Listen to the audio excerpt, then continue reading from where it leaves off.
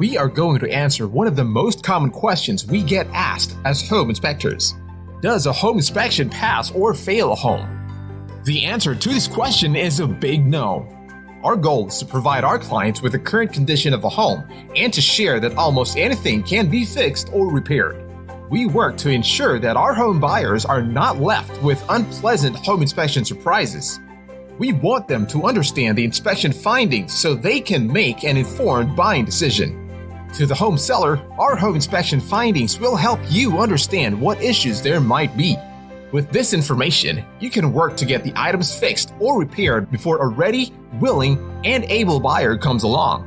You're able to do this in your own time without being rushed by a time limit on a contract. The bottom line is, our home inspection findings do not pass or fail a home. It does give our clients the information they need about the property being considered.